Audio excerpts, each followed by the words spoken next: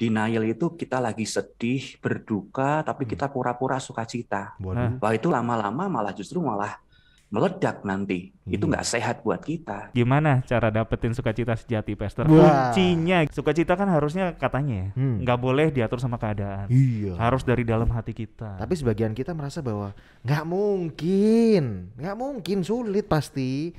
Apalagi di masa pandemi ini gitu kan ya. Oh iya, Mau seneng dikit aja susah gitu ya. Banyak sulitnya daripada senengnya. Benar. Nah, gimana caranya nih Sobat Rida? Supaya kita bisa dapetin sukacita yang sejati. Kita akan ngobrol dengan siapa, Jo? Kita akan bicara bersama Pastor Samuel Anton dari JKI Maranatha Ungaran Semarang. Kita mau sapa dulu Pastor Samuel. Shalom. Shalom Pastor, halo. Shalom Sobat Bahtera Yuda. Wah. Shalom Pak Nathan, Pak Jonathan. Thank Terima you. kasih. Favorit saya lah pokoknya semuanya host. Terima kasih sudah join di Bahtera Yuda FM. Kabar baik Pastor Samuel di sana? Puji Tuhan, baik, Wah, sehat. puji Tuhan. Yes. Luar biasa. Yang bikin saya Excited. penasaran, Pastor Samuel. Pastor Samuel sekarang nih hari-hari ini seneng mampir ke salah satu tempat. Saya nggak tahu tuh Semarang tuh kan kayaknya nggak ada pantai ya. Tapi kok tempatnya itu malah ada pasir pantainya. Nah itu. Ini bingung tuh saya. Itu pantai beneran atau enggak sih Pastor kalau boleh tahu?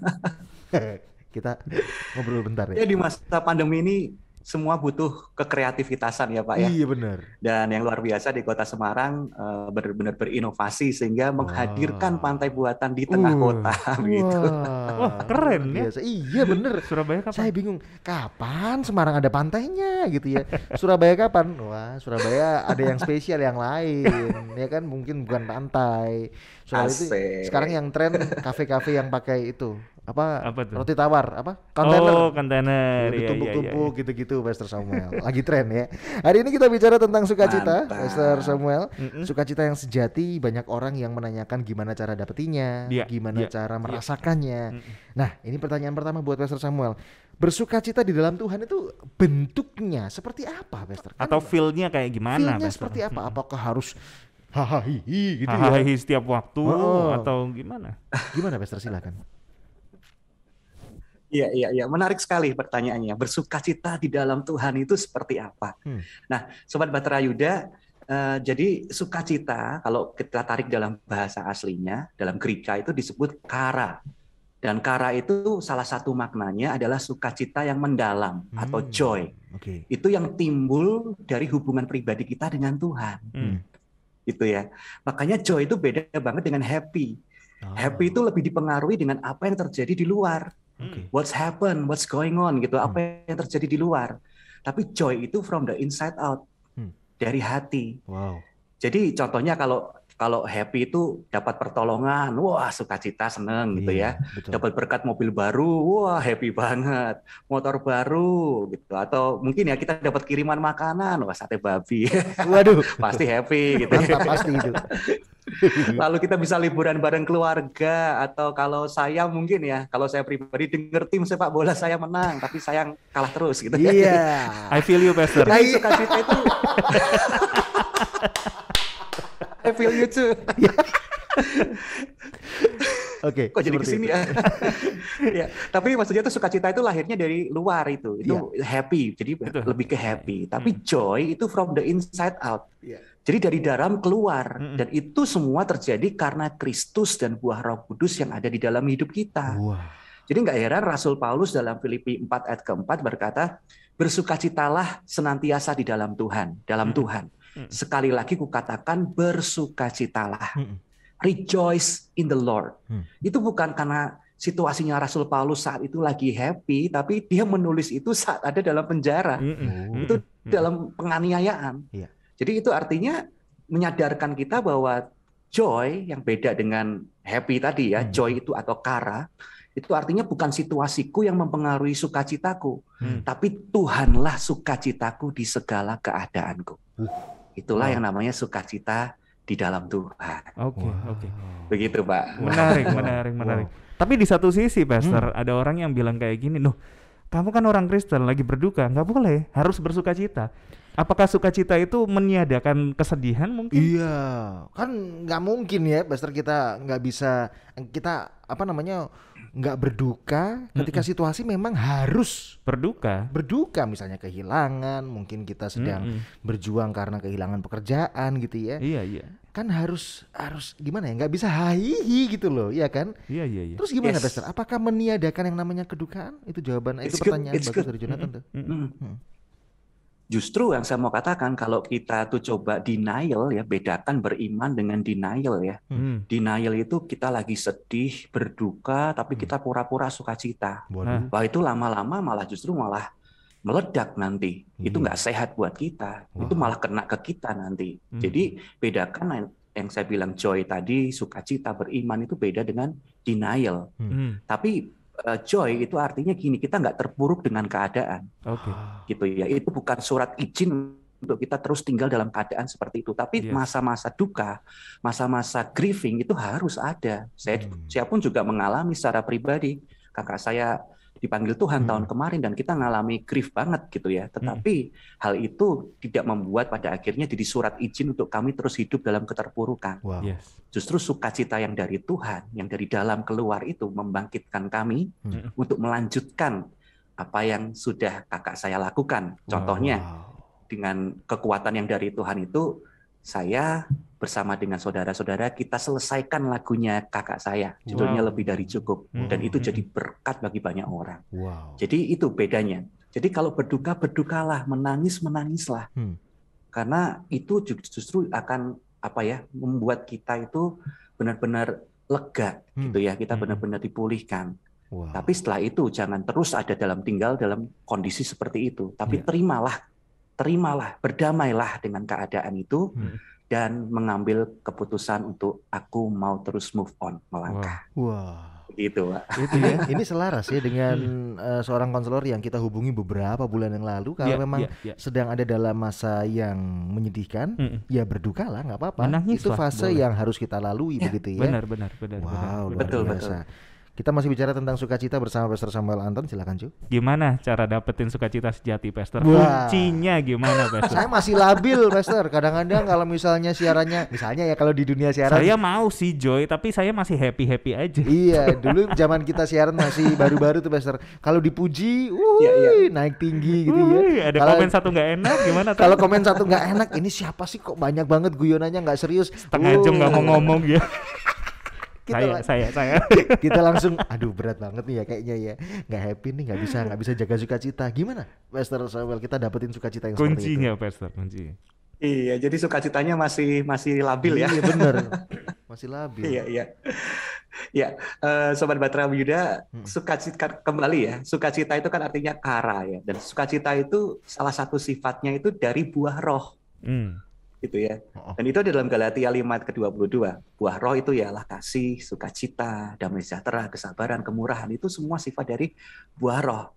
Makanya tidak bisa tidak kalau kita ingin mempunyai sukacita yang sejati, yaitu kita harus membangunnya dengan hubungan pribadi kita dengan Tuhan. Nah, itu dia. Berdoa, saat teduh, baca firman. Tapi ketika saya ngomong seperti ini, saya yakin pasti orang bilang, alah klise. Gitu ya, klise.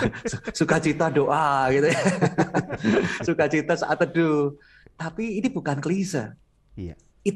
Hal itulah satu-satunya membuat kita bisa growing deeper dengan Tuhan, kita bisa mengenal Tuhan, dekat dengan Tuhan. Ya caranya gimana? Ya mendekat kepada Tuhan. Dengan apa? Dengan berdoa, saat teduh, baca firman gitu.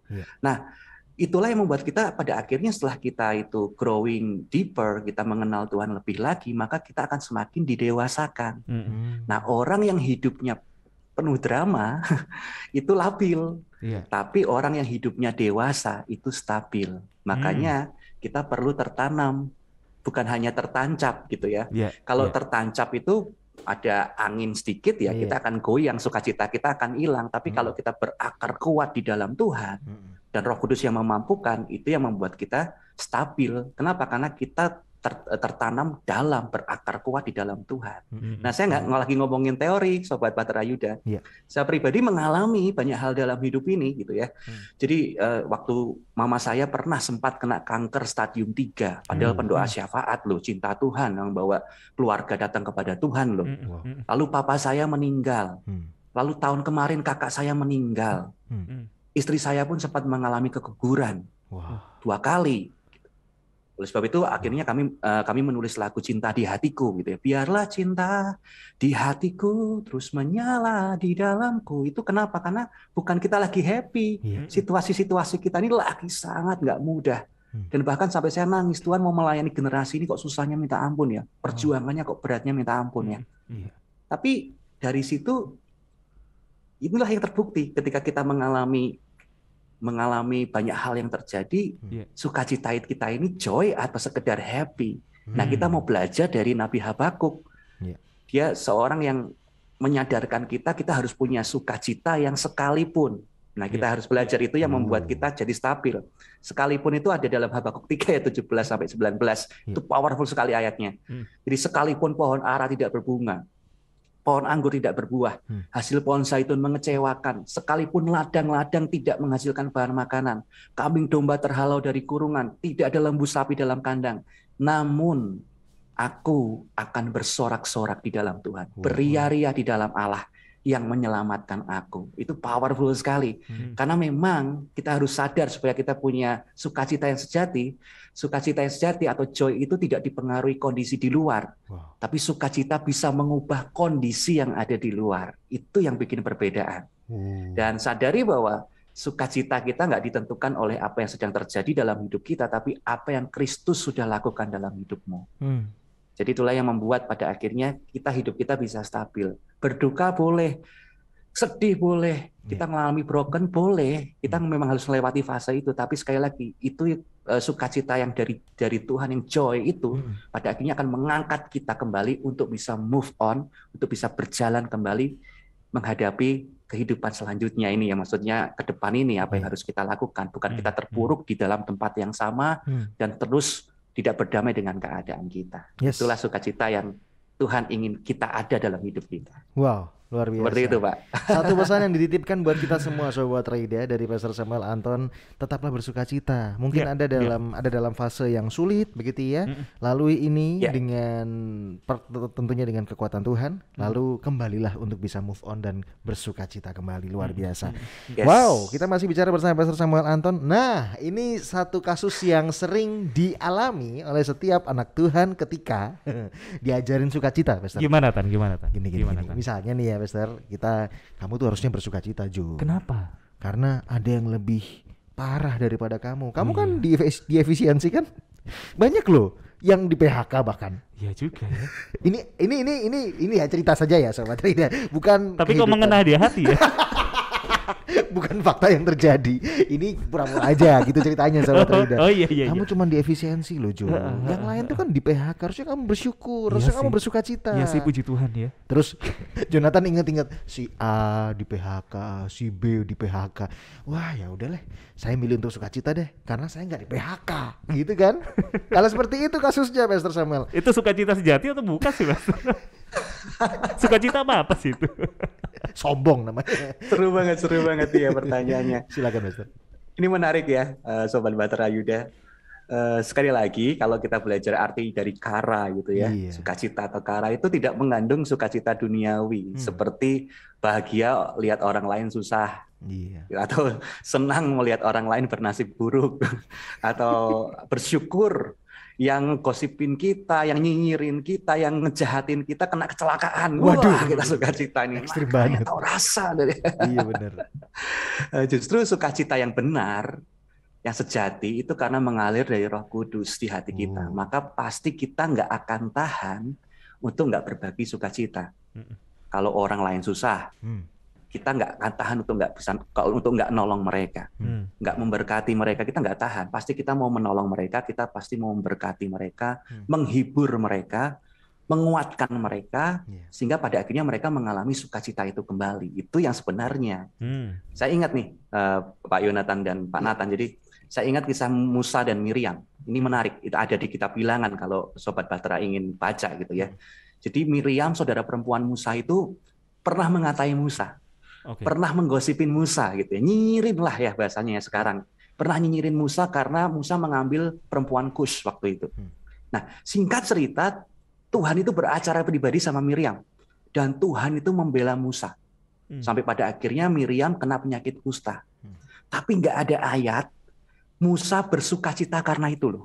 Wow. Jadi Musa nggak bersukacita karena wah ya ketahu rasa kan Tuhan yang bela aku kan, makanya kamu harus denger dong, harus respect sama aku, harus hormat sama aku. Nggak ada ayatnya itu. Yang ada malah ketika lihat ketika melihat Miriam terkena kusta, Musa itu datang ke Tuhan dan Musa berdoa, berseru Musa kepada Tuhan, ya Allah sembuhkanlah kiranya dia.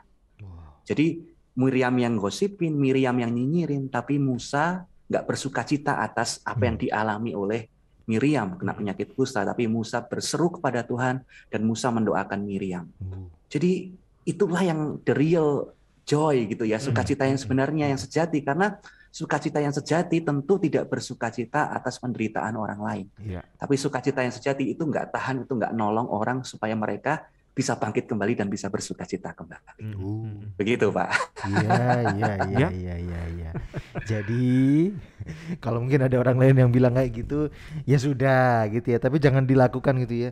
Iya ya, dia kasihan ya. Saya masih beruntung, berarti saya masih disayang Tuhan nih. Saya masih disayang Tuhan, berarti dia enggak dong. Ngeri bener dah. Ya, itu hati-hati sekali kalau kita mau sukacita yang sejati, itu datangnya dari Tuhan. Yes. Kesimpulan, Pastor Samuel. Kesimpulan, Pastor. Kita bicara tentang sukacita saya itu masalahnya masih diatur sama keadaan. Nah, gimana tuh cara ngubahnya? Kalau saya ibaratkan sebuah telur ya, Sobat Batra Yuda, telur itu kan kalau dipecahkan oleh kekuatan dari luar, pasti kehidupan dalam telur itu akan berakhir, ya kan?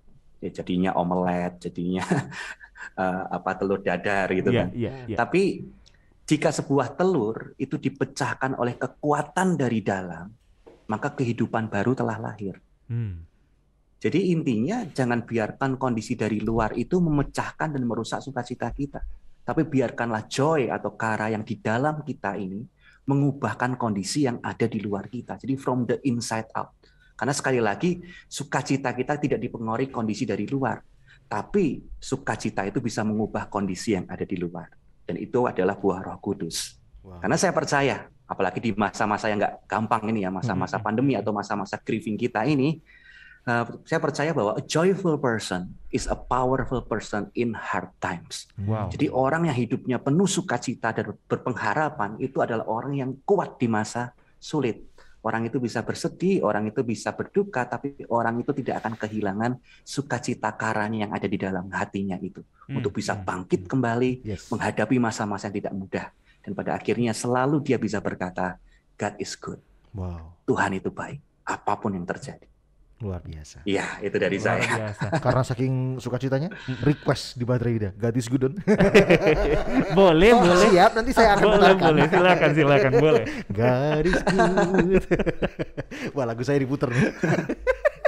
Baik, kita sudah dapetin satu pesan yang baik hari ini, Sobat Raida. Anda yang saat ini sedang sulit untuk bersukacita, nggak ada keadaan yang bisa mendorong kita untuk sukacita.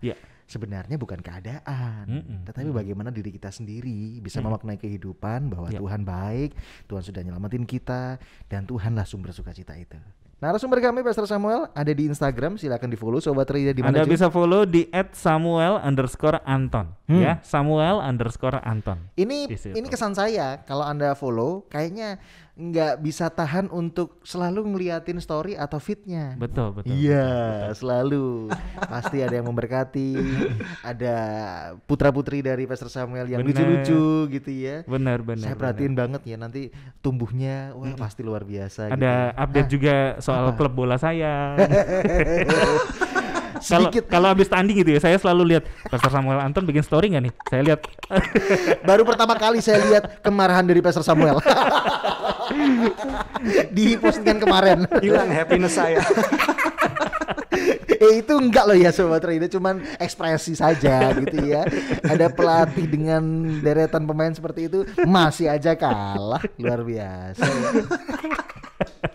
Oke, Pastor Samuel, terima kasih banget kalau hari ini kita bisa join dan ngobrol singkat. Semoga ini boleh tertanam pesannya untuk setiap pendengar dan juga kami yang sangat diberkati di tempat ini. Doa kami Pastor Samuel sekeluarga sehat selalu di Semarang. Keluarga besarnya Pastor Samuel juga sehat selalu. Pelayanan Pastor Samuel juga GKI Maranatha juga semakin luar biasa. You are listening to terbaik yang memberkati. 96.4 Bahtera Yuda FM. The sound of faith, hope, and love.